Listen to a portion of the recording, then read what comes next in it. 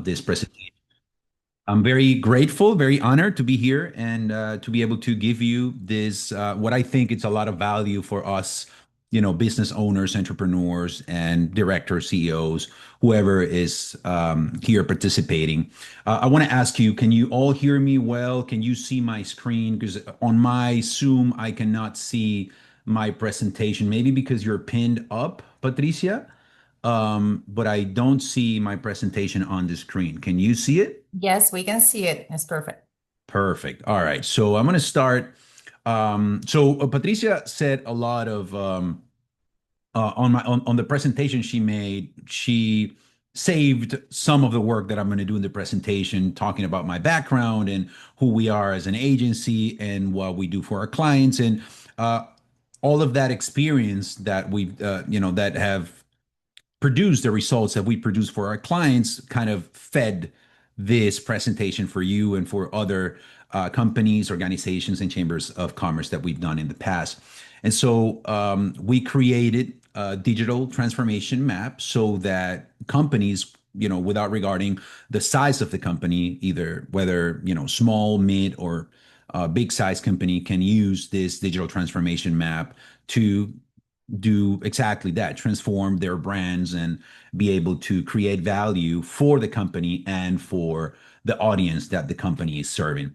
And so this is what we are. And a great thing that's going to happen after this presentation is that Patricia is going to share the presentation with every single person that that has participated in it. So you have the information that I'm not going to read off your screen because you deserve value and not reading a lot of a lot of the text that it's on the presentation. But I do want to share our story with you and how we came to be what we are today. And as Patricia mentioned, I started as an actor, a TV host back in Venezuela, in a time when TV and all these productions had to be made with hundreds of people, right? When you do a soap opera in Venezuela, you are just one person in one position, and you have at least 120 people in your production. One for the light, one that assists the one for the light, one for the camera, one that assists the one for the camera, one that assists the one that assists for the camera. And so there's so many people. And so when you are raised and when you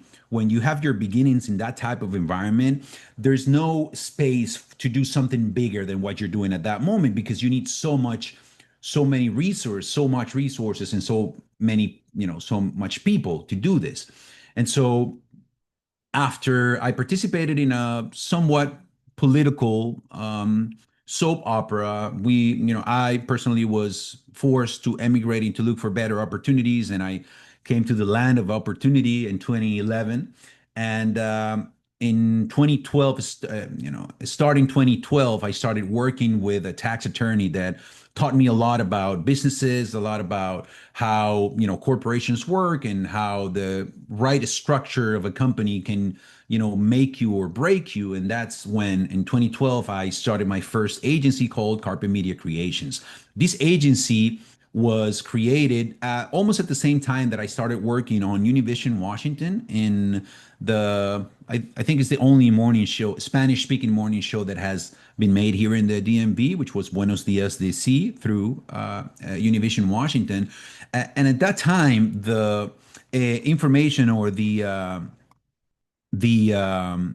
what I was doing was making videos, right? My very goal was to make amazing and wonderful videos that would show in the local network stations, and that's exactly what happened. But when I was making these videos, I would deliver them to my clients, and since the only thing they were doing with those videos putting them in their websites or in their Facebook profile, which was what's the most active social media then.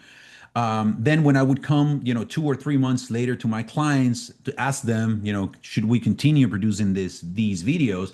They would say, well, the video was a little costly. It didn't do a lot for my company. And that's around 2013. That's when I started to understand that production without distribution doesn't really do a lot. And it was a hard truth to find out because it made me start to look for ways to reinvent and to understand and learn a little bit more about that distribution part of the production, so necessary today. And that's why today you see so many agencies. And so in 2015, I had the amazing opportunity to start working for Entercom.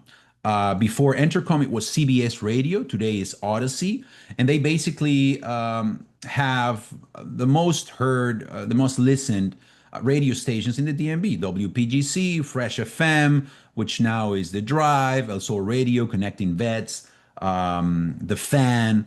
And so for 2 years, I was able to produce documentaries and all kinds of videos for all five radio stations. And not only that, for the first time, I was involved in a full digital department, right? It was a department led by Mike Gartell, a great guy who I learned a lot from. And he was the head of that digital team. And in that digital team, for the first time, I was able to share cubicles with graphic designers, creative writers, video editors, and people, community managers as well, people that managed all of these, 5, 6 radio stations. And that's the piece that I was missing. And so in 2017, I did a workshop called Building Legacy Through a Global Workforce, where I was able to create a team, which, today is a 16 people team throughout the world, with a couple of them here in the United States, the same way as I am. And after that, we're starting to produce more content. We started working in other TV shows, and our career in content creation, and we've won a couple of Emmys. Tomorrow, we're nominated for two of them, one of which Marco is also included in a little story that we did for his nonprofit with the medical missions as well. And so that's kind of our background, right? And our background kind of uh, made us or helped us learn what we know today about digital marketing. Let me go back to the actual meeting and ask you to see. I don't see a lot of images, so I wouldn't be able to do a show of hands. But I'm pretty sure that a lot of you either have a marketing department or a marketing person, and you wouldn't ask a marketing person how they build a house. You would ask an architect or engineer or construction worker, whoever. But um, if I were to ask you, how do you start building a house? Um, I don't think anyone in this presentation would tell me, on the roof or on the walls. A house is built, a good house, a solid house is built from the foundation up. And this is where the actual value of our presentation starts. And so I want to talk about a digital ecosystem. What means having a digital ecosystem. And the example of the house is very fitting because of what the foundation, the walls, and the roof represent. In this case, I want to talk about the foundation. I want to talk about what you actually own on the internet. And that is the foundation of your brand. The only thing that you see down here in own media, and by the way, these are the three, let's say, the three main parts of your digital ecosystem. It's own media, paid media, and earned media. But when you go to the own media, the foundation of it, the only thing that you own out of the things that you can read right now on the foundation of this house that I'm showing you is your website and your blog content. It's the only thing that you own on the internet. Um, Search engine profiles and social media profiles are basically a rented room in a building that does not belong to you. And so the same way that could happen in a building that does not belong to you, you could get evicted at any point. The building could be sold. Your lease could come to an end and you have to leave. And so the same thing happens with social media profiles, even search engine profiles. They're always at a risk of something happening. I don't know if any of you remember a couple of years ago when, for one day, Instagram and Facebook went out and the whole world went crazy because how many influencers do you know that only have a presence in these social media apps? So if you have 5 million followers, 10 million followers, if your whole livelihood depends on those 5 to 10 million followers and you don't have their information, you don't have any other ways to reach them, what happens if they close Instagram? You lose all of it. And so the website and your blog content are the only things that you really own. And so I would encourage, and a lot of people that we start doing work with, they want to go and do some work with influencers, or they want to build some presence on their social media, but they don't have a website. And the truth is, nothing will work the same way if you don't have a website and a blog as a foundation.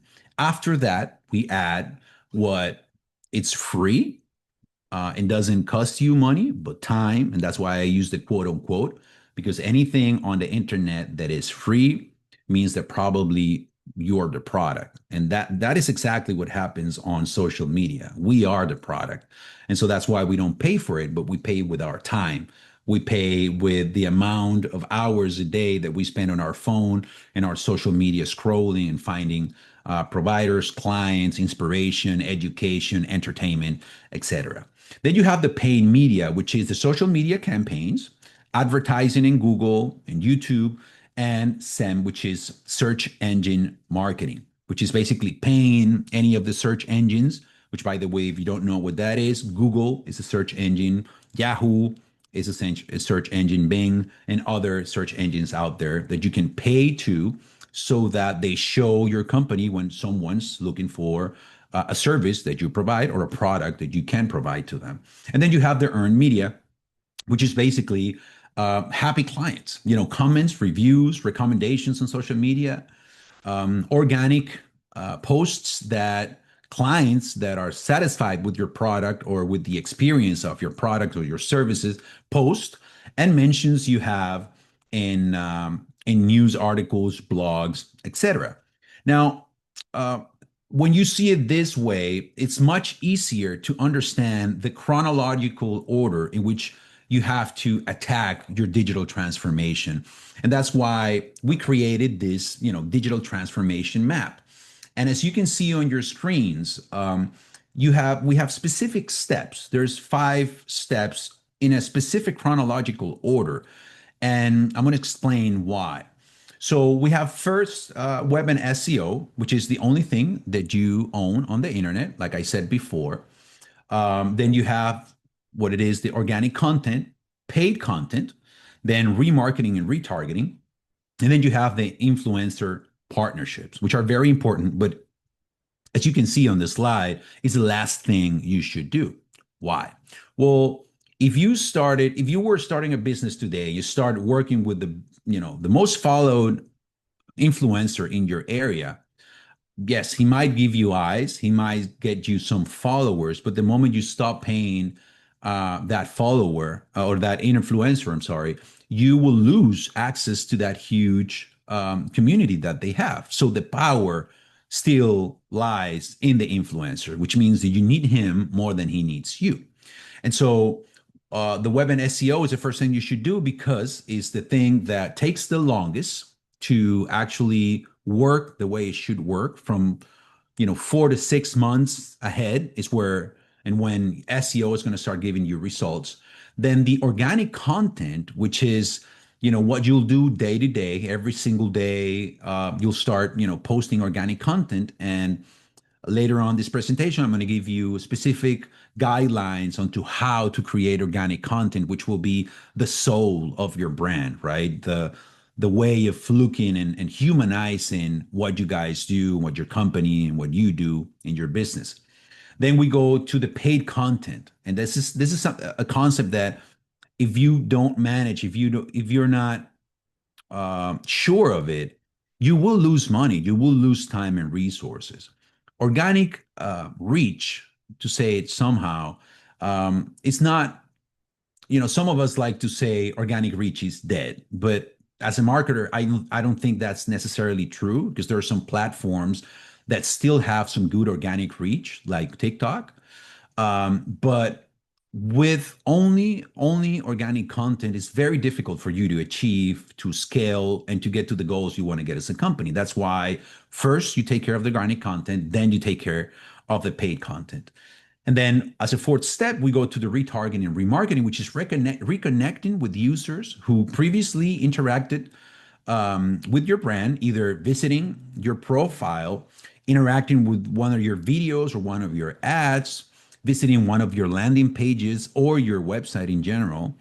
And retargeting and remarketing is used to regain contact with those people and try to get them to finalize their intention, right? Either, downloading that content or, scheduling that call or that appointment. And the last step is influencer partnership. Like I said before, it's a very powerful step, but only if it's taken in the right order. Okay. And so let's talk about each of these and how you can really start working on each of these steps. Okay. And just as a side note, at the end of this presentation, Patricia will help us send it over to every single person that was a part of BAM today. You'll have that presentation, and you'll be able to get this information. Okay, and also a bonus at the end. I have a little present for all of you that came today. Let's talk about web and SEO. Web and SEO, I said it before, this is the only thing you own on the internet and the thing that will take the longest to take results. Not because it will take the longest for you to make, but the longest it will, for the search engines to index your content, to understand the structure of your website, and to start understanding and realizing that the content that you're producing within your website is valuable, and therefore showing it to a lot more people that are looking for similar services or products. The great thing about web and SEO is that it's not as hard anymore as it used to be, because our friend ChatGPT, our friend Claude, our friend Gemini, all of these AI apps, because of them, it's now so much easier to write content on your websites, to understand what are the keywords that other companies are positioning themselves so you don't necessarily compete with them, and writing content that is based on those keywords. So, web and SEO is basically getting visibility within the internet, any search engine. So, having a nice looking website isn't enough. It needs to be optimized for search engines, which means having a clear, fast structure that works well on mobile devices. Your website shouldn't take more than 2 or 3 seconds to load. That is going to be a slow loading speed, which in consequence will make search engines to show it less, because they feel that the experience is not as positive. Using keywords that are relevant to your industry and location, which means understanding what is the intention, the purchase intention of the audience that is looking for your product or service. And like I just mentioned, if you went ahead and, let's say you're a tax company, right, that are just starting, or let's say you're a law firm. I believe we have a law firm today in our audience, and this law firm is starting, right? And you want to start creating content for your website, but there's Portner and Shore. Let's talk about Portner and Shore, the big law firm that is here in the DMV that has been making content for the last 5 to 10 years. And so if you went ahead and tried to use the same keywords that Portner Shore is using, which you can investigate, you can research, and you can find out which are their keywords with different tools that you have online.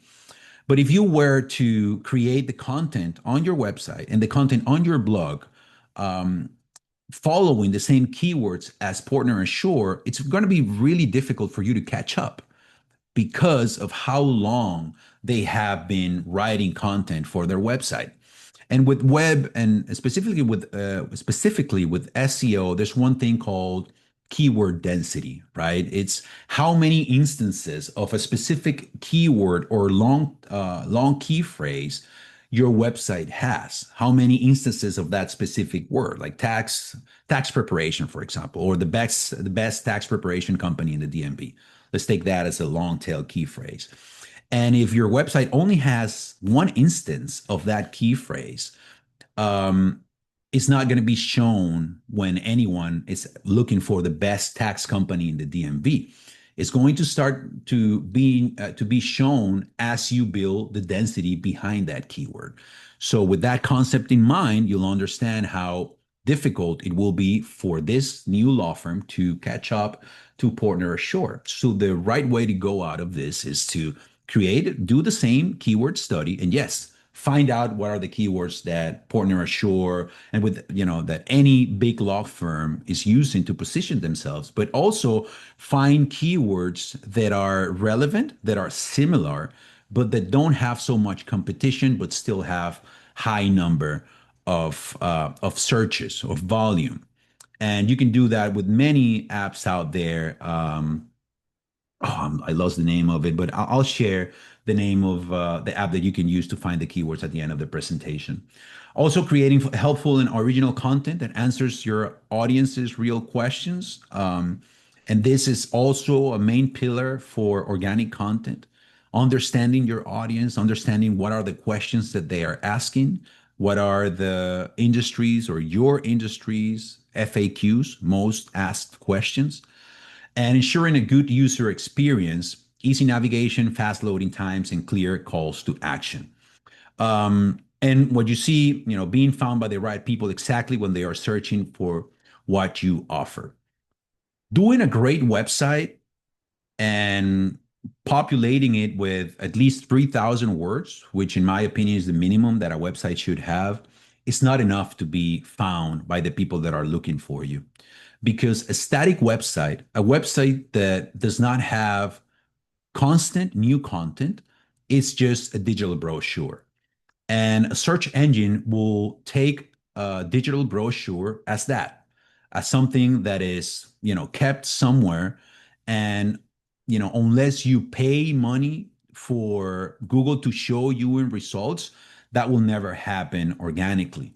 And that's the thing about building this keyword density, is because in time, you will not need Google to for your website to be shown to people. And I want to make a recommendation out of this. It's a book, a very valuable book that is called They Ask You Answer. And in this book, you will learn firsthand how a blog has made literally more than $1 million. One blog post, not even his blog, not even the total of his blog post, just one blog post.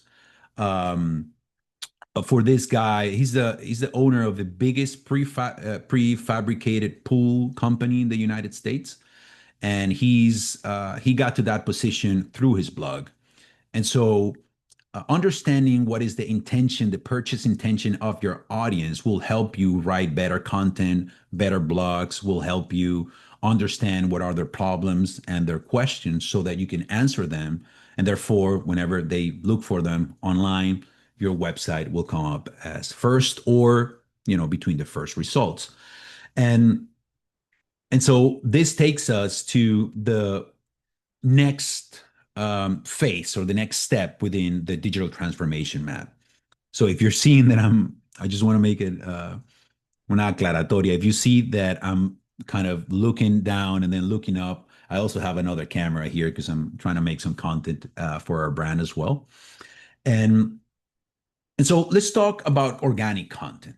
And a lot of people misinterpret what organic content is. Um, or they feel like organic content should be viral, or there's many things that are thought, about organic content. And organic content, like I said before, is the soul of your brand, is what gives you your brand personality, is what, will humanize your brand and what will create the relationship that you want, the long-term relationship that you want to create with your audience. And there's a bunch of different guidelines to make organic content, right? And tips that are more generic in general, like the ones you see here. Have a clear and distinct brand voice, be consistent and genuine, pay attention to what your audience needs and wants, and build a genuine connection with your followers and create a loyal community around your brand. But how can we create that organic content? How do you create that organic content? And this is fascinating to me, I gotta say, because when we started talking about understanding our audience, which is the first step to making organic content, we would always talk about a target audience, right? And understanding your target audience. And when we started doing this, we would have a huge page of who our target audience was, right? Um, but then we learned about buying personas, and that's where kind of the rabbit hole becomes deeper and deeper, because you can really go down into the rabbit hole and really develop buying personas after you really understand your audience. So who's your audience? What problems do they have that they want to solve? um, all of this, it's defined by the buying personas. And so the target audience is something a lot more general, right? Is people from, you know 25 to 45 years old that live in Maryland, close to Baltimore, that have, 80 to $100,000 of household income a year. That's what you would, think is a target audience. But then defining your buying personas is what will your what make your organic content really work and really do its job. Because you could be posting organic content today, anything that you think might might interest your audience, but then it turns out that it only interests a part of your audience. And so you stay creating content on that specific topic, but you're neglecting and you're forgetting about the rest of your audience. And that's why buying personas, I think it's as or even more important than having a target audience. And so I want to show you some profiles and some cases of buying personas. Okay. And the great thing about AI today is that you can use it to create these buying personas. You can feed a lot of information, a lot of data from your business, from your sales, from your different products and services to understand further what your buying personas are. So if we talked about a tax company, for example, we have Maria Gonzalez. This is one of the buying personas in our tax company. She's a young entrepreneur. She is 27 years old. She's female. She's a female. She lives in Fairfax, Virginia. She owns an online store of handmade products. She just registered her business, needs support in bookkeeping and tax management. She's looking for a solution for bookkeeping and payroll management for her two employees, and also needs year-end tax preparation. She likes to consume her information on platforms like, well, she's 27, so she's probably in TikTok and YouTube and on Instagram. We also want to know more information about her. Is she married? Does she have any kids? How much money does she make? What does she do during the weekends? What times does she listen to radio? If she is a mother of two or three, and if she's married, she's probably taking kids to the school, so probably listening to radio in the mornings and not available on social media. So all of this information about your buying persona will help you reach that person where and when she's ready to consume and to be interested, consider, and buy your product or service. Within the same company, we have another buying persona. This is Jose Ramirez. He's an international entrepreneur. He's 50 years old. So by his age, we know that he's probably in other platforms. He's probably not in TikTok. He's probably on Facebook, on LinkedIn, on YouTube, and on Google, especially on Google. He's in Bogota, Colombia. He's the owner of a tech company. He's interested in opening a branch of his company in the United States and needs advice for business registration and support with the tax preparation on of the new entity. So as you can see, is another person that is also interested in the services of this tax company, but wouldn't be necessarily interested in the same content that Maria Gonzalez is interested in. Or some of it, yes, but a lot of it, no. And so that's why whenever you provide services or products, you need to understand the different types of people that can and will buy your experience, your product, or your service, and also understanding those different types of people. Because as I said before, they're going to be in different places. They're going to consume different type of content and they're going to pay you different amounts of money if you have different values within your product or service. So after understanding your audience really well, then you research what people are asking, and you have. Let me just send a quick message here um, to get that name.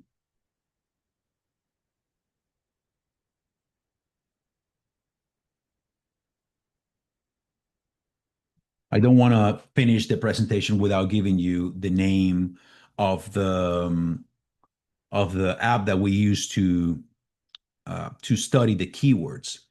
But one of the first things that you do to start creating organic content is understanding what are the most frequently asked questions in your industry. And this you can find through either a Google search, AI, or a website called Answer the Public. That's a very, very good resource to understand what are people talking about in the internet, how they're talking about it, how they're asking the questions so that you can replicate those questions in your content and so that it pops up and it shows to those buying personas or that audience whenever they need it. Common fake news or myths that you can debunk or prove wrong, and topics that are causing confusion or debate right now. For example, immigration attorneys are driving a lot of attention these days to their profiles because they're talking about immigration. They're talking about what's going on today in the country and different cities of the country. And so understanding what's happening, understanding what are the most, frequently asked questions of your industry, and also the most talked about myths in your industry. Those are the very first steps to start creating organic content. And again, you can use, AI to do this. But in my opinion, the strongest and the most effective way to create organic content is understanding your clients. It's surveying your clients constantly, either through calls, through conversations, through forms after they receive their service, and actual phone calls and conversations with them, understanding what are their problems, why did they come to you, or we have a process in which we ask our clients to keep an eye open for any questions, any problems that come up in their week with their clients, or problems that the clients brought to the table. And then at the end of that week, we create a plan to make content about those issues, because likely other people will have the same issues that those people had. So your clients, your actual clients are, in my opinion, the strongest way to make organic content. And we make it, and we make amazing numbers with that type of organic content. I'll show you in a little bit. So, like I just said, use AI as an ally to start creating content of these questions and out of these myths and all of the categories that I just mentioned, and then reverse engineer what goes viral. I was kind of hoping that Marco would be here because he's an engineer. He understands what reverse engineering is. And for those of you who don't, it's basically, getting clips that are viral on the internet and studying them. What are their hooks? How do those videos start? What are the transitions that they use? Which angles and graphics do they use? And after that, cleaning your algorithm and keeping tidy. That's one of the most effective ways that you can do to understand what is the content that your audience is watching. And in your screen, you have some of the posts that we've created to some of our clients. This one, was posted April 1st of this year. We got 12 million views. You can see the amazing numbers, 880,000 interactions. We have so many comments in this post that it's basically become our way to making content. In this post, we have so many questions, so many issues, so many problems that particular audience has had, that we are making content weekly, on a weekly basis, of questions that have popped up in this specific post, and they keep popping up every day. So we have a full document of questions only from this post. So you start seeing how you start creating a pattern of the type of content that you post and the type of uh, tactics that you use to create that content. In our case, for this particular client, is viralizing content and understanding from the comments and the interactions what are the problems that audience is having, and so making content about it and interacting and incentivizing the call and the appointment. Okay, and the way you do this is cleaning your algorithm, and I'll tell you how we do that really quick. So, a lot of you will have a profile for your company and a personal profile for yourself. And sometimes you'll find scrolling through videos in your company profile that have to do with what you're interested in, not what your audience in your company is interested in. And this is a big mistake, because what you'll see happen is that you'll hit the little magnifying glass on Instagram, for example, and you'll see the grid of suggested videos, and you'll realize that you're in a law firm or a tax company, but you're only seeing cat videos or fitness videos in your suggested videos. I would say that is a dirty algorithm, and you need to start cleaning it. First, by separating the profiles and only browsing to content you're interested in, you as a person are interested in, from your personal profile. And then when you use your business profile, make sure you interact only with accounts that are related to your business. And when you go to that magnifying glass, every single video that you see there that does not align with your company and your product or service, you tap on the 3 points, or long tap on the video and click not interested. You can do this either in Facebook, Instagram, or TikTok. You can say, I'm not interested in this type of content.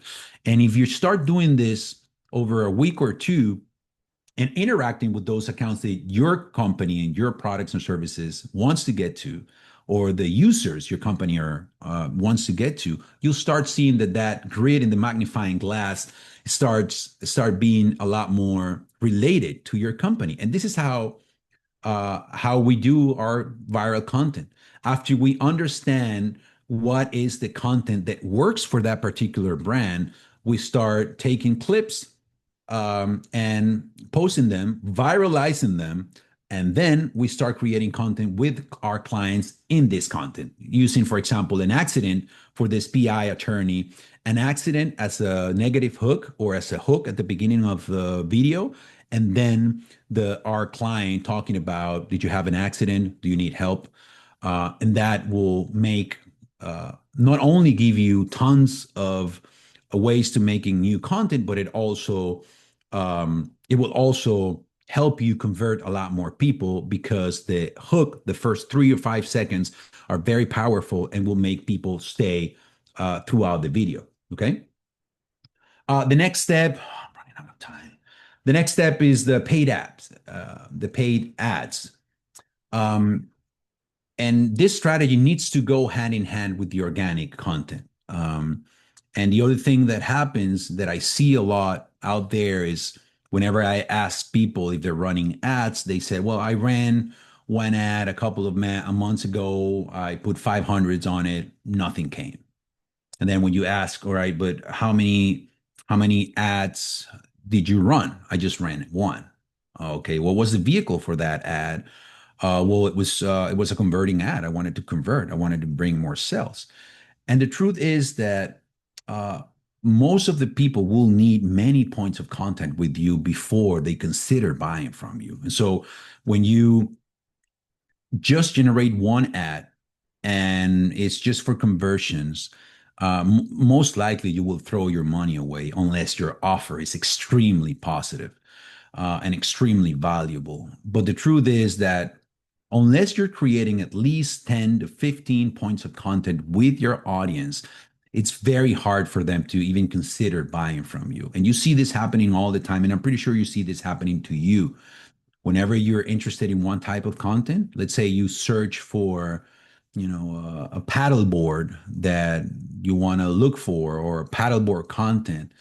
um, as you interact with a company that does that or that sells that kind of product, you will start seeing a lot more posts from that company, right?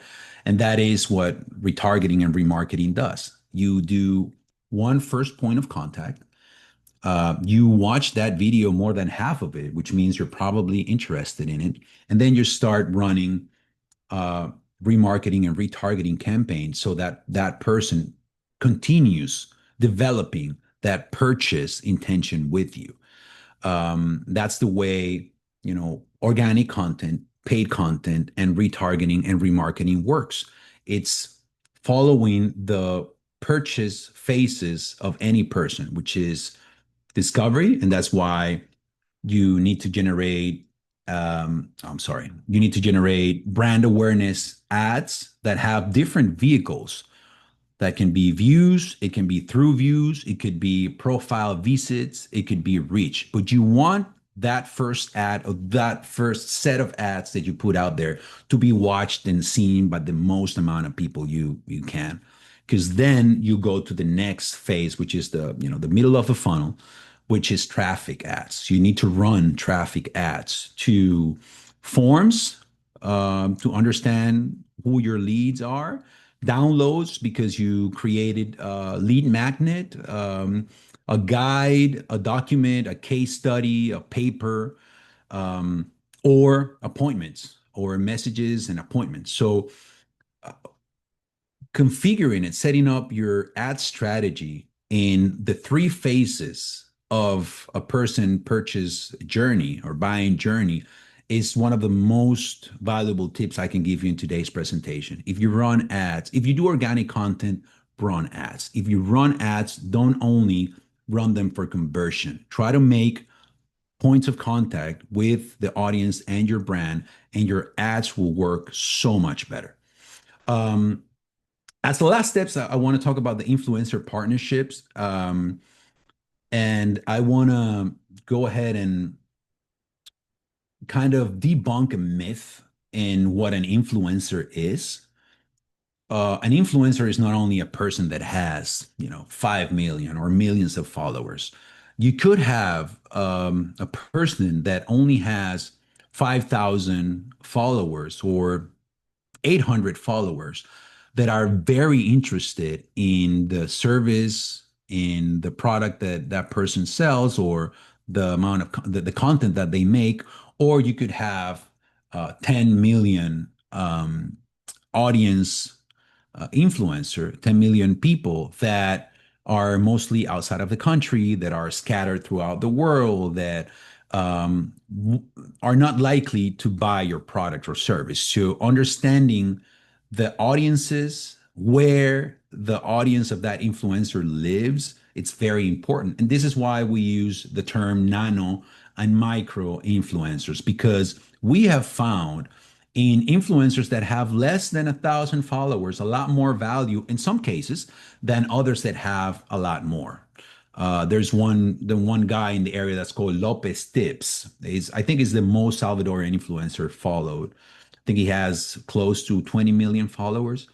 And in our case, we've worked with them many times. And in our case, didn't provide any leads.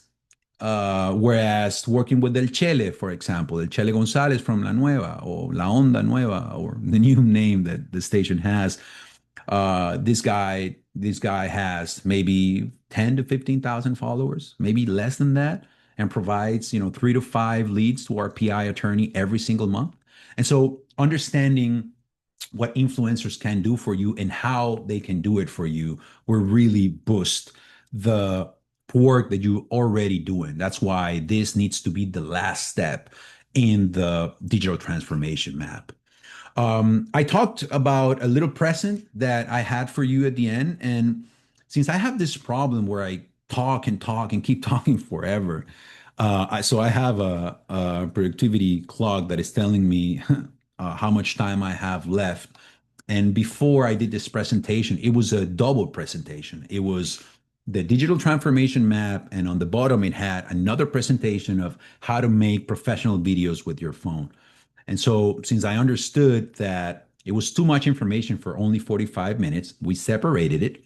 And if you scan this QR code right now, you will have access to that presentation, which will tell you the 7 different configurations you need to make on your phone to start making professional content, professional videos. And hopefully, after this, maybe in a couple of months, we will have a continuation to this presentation that I'm giving you right now.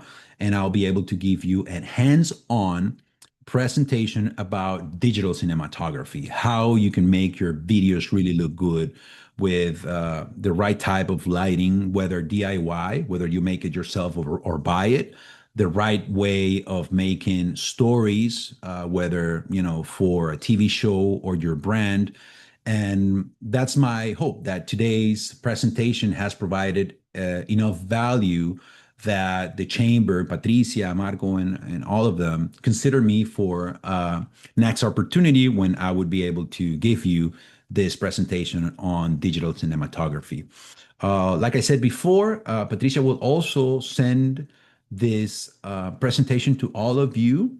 At the last slide, you will be able to find all of our social media, our website, our email if you need to get in touch with us. But most importantly, you'll see that there's a link at the bottom of that last slide that says Portfolio. You can click there, and you will get another presentation with all the different types of content that we make.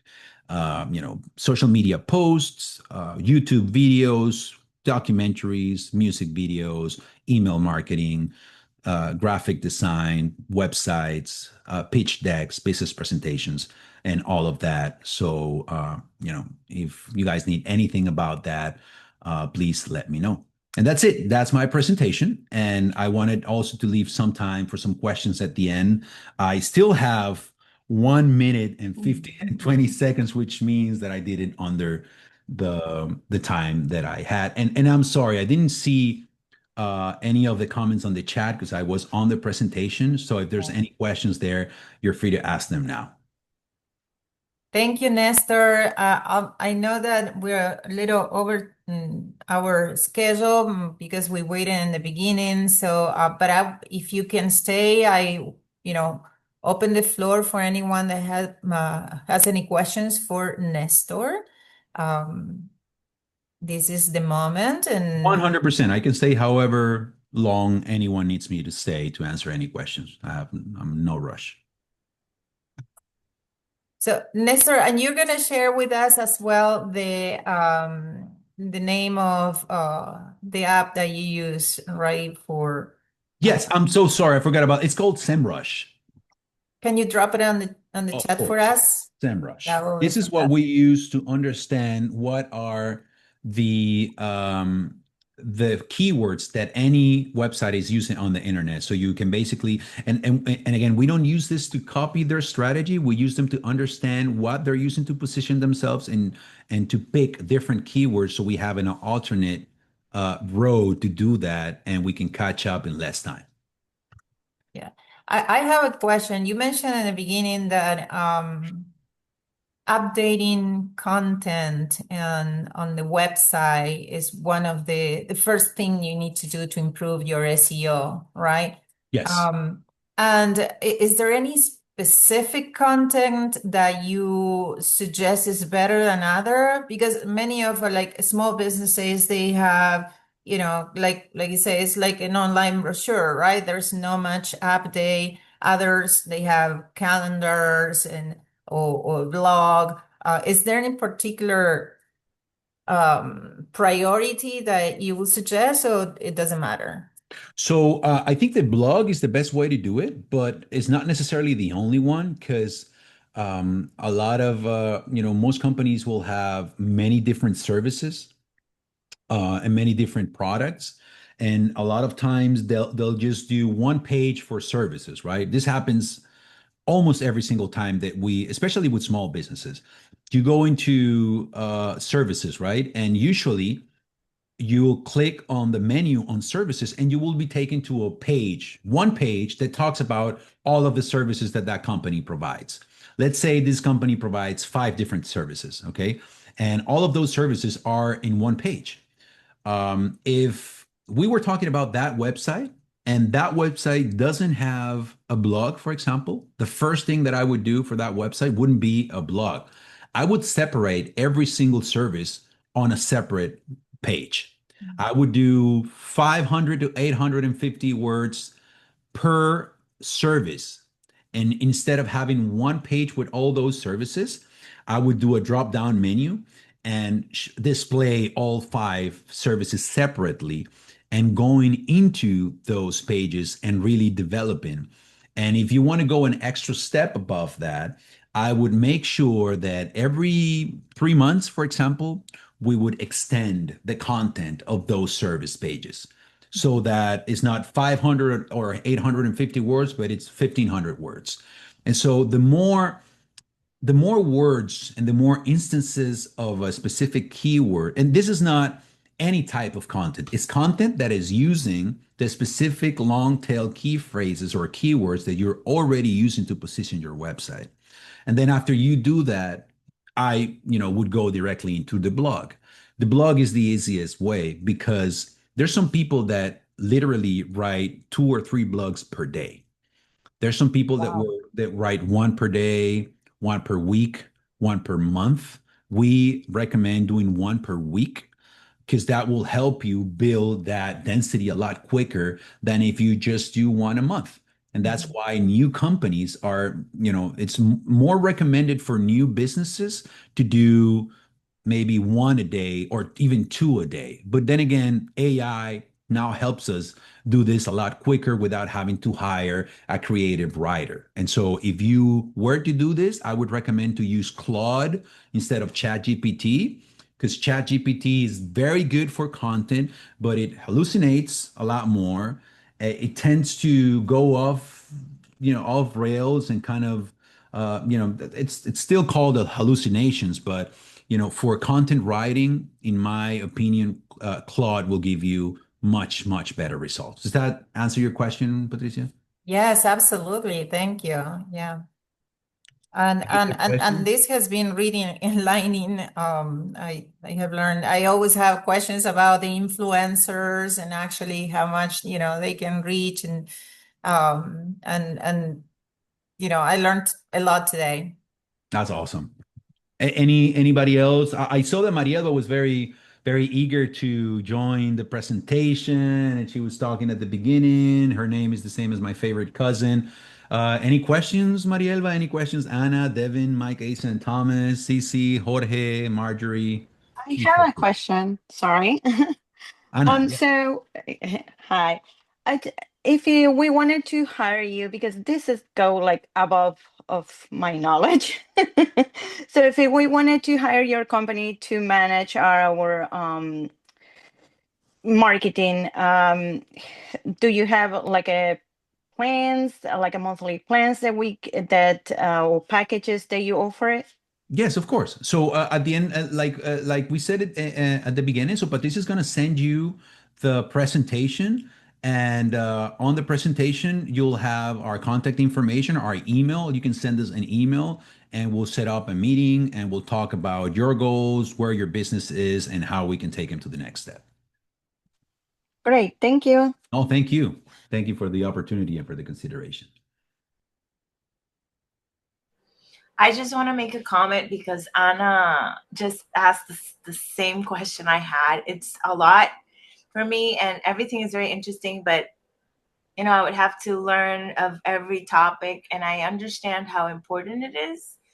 but also probably hiring a person to be able to do it that understands it. Because if I have to go into this, then I cannot do my work, right? So it Yes. makes sense. But I just wanted to say it was very helpful, very, very clear.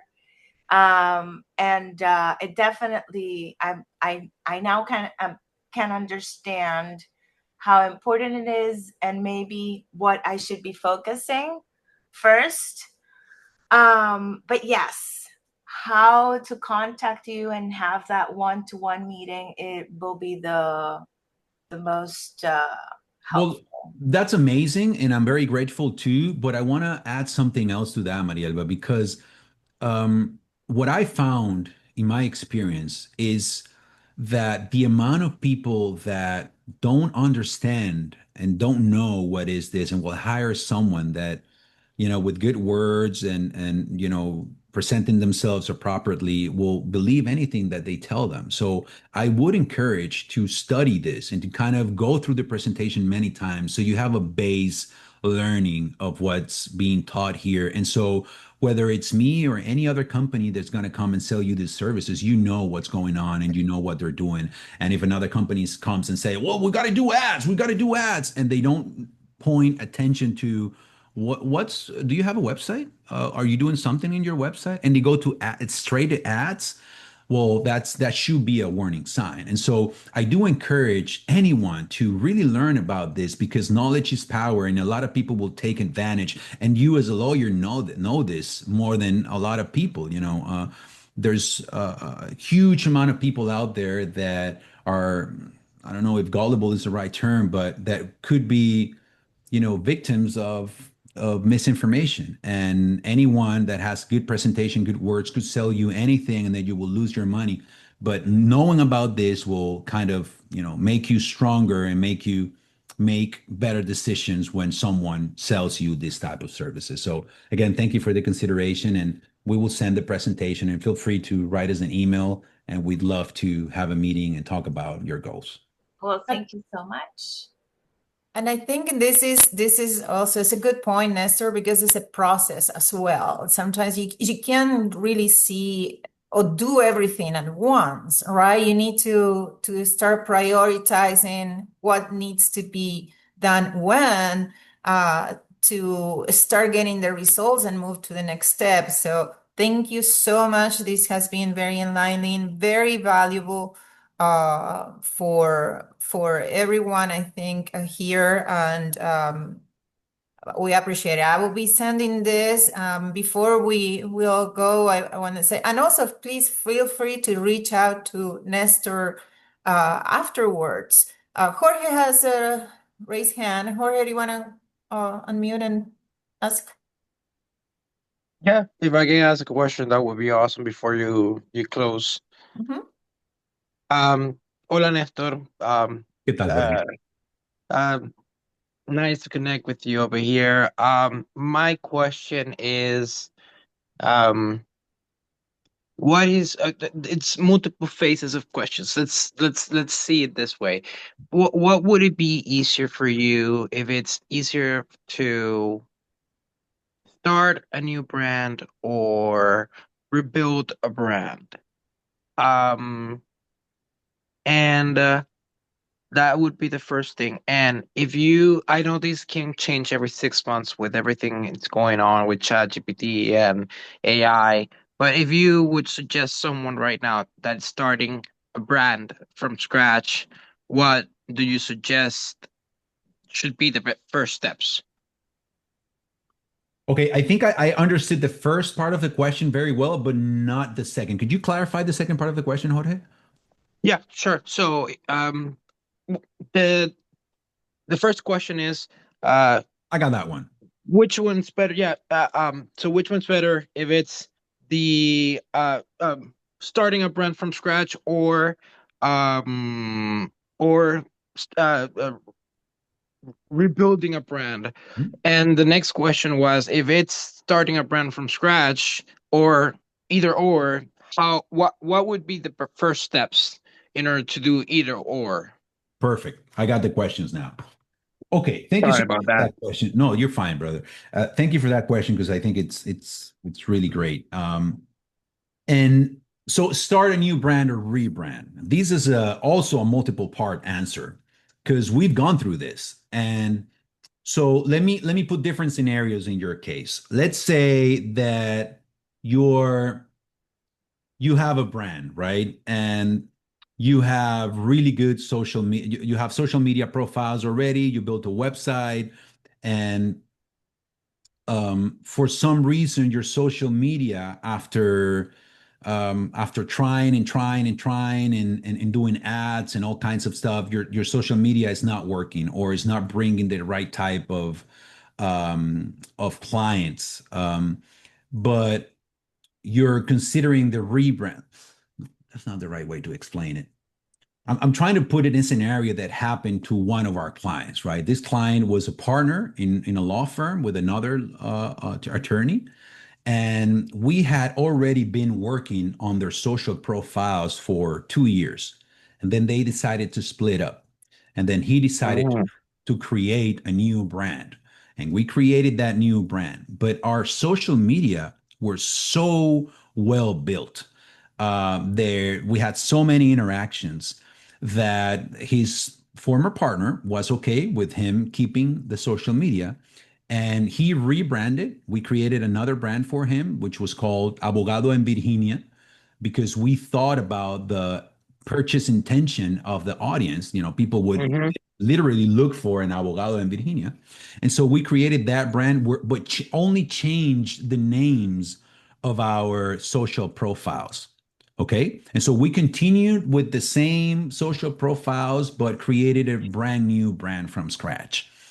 A year later, after that brand was a complete success, we're starting to understand and to notice that in our events, in our community festivals and events, some people would not come close to our stand because it said Virginia.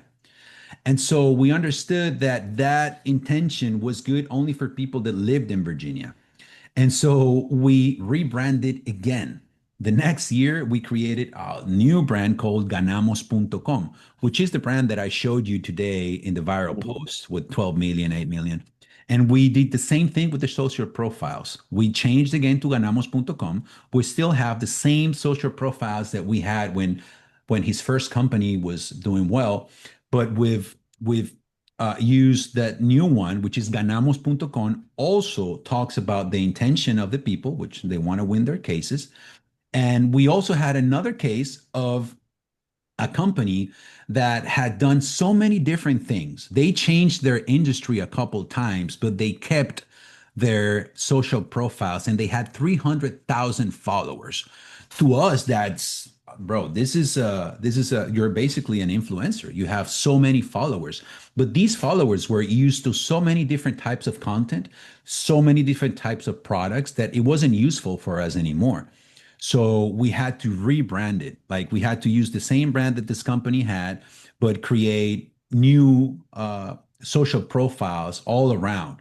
And it's working now, but it took a lot longer than that. So if you're going to change industries, if you're going to stay in the same lane, in the same industry, so rebrand, make a new logo, a new everything, and just change the name of your social profiles and let the people know that you changed the brand.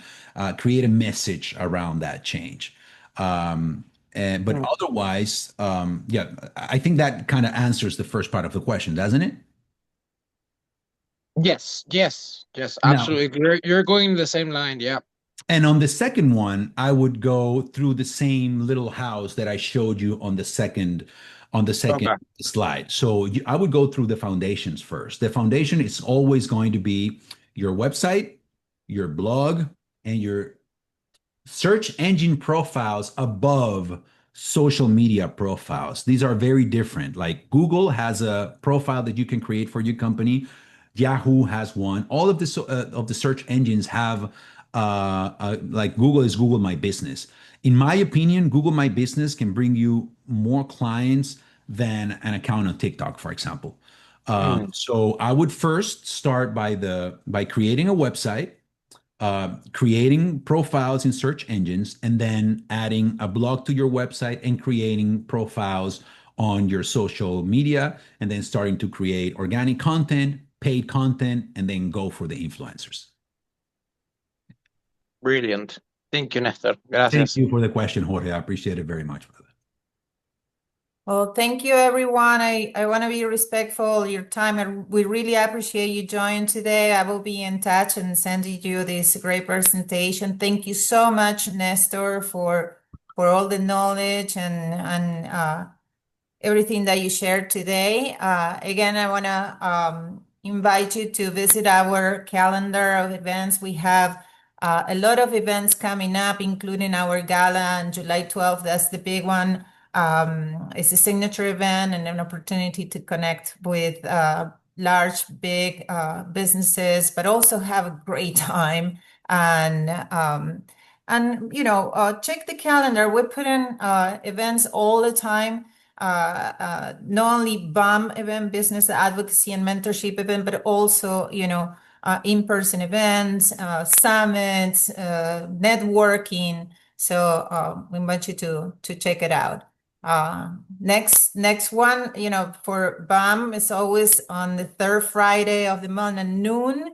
And most of our events are open to members and non-members. So feel free to come and take a look before you join if you're not a member yet. With that said, big thanks, muchas gracias once more. We will be in touch very soon. Thank you, Patricia. Have a great day, everyone. Thank you. Thank Have you, a great everybody. weekend. Gracias a todos. Que tengan un excelente fin de semana. Bye. Igualmente, hermano. Bye.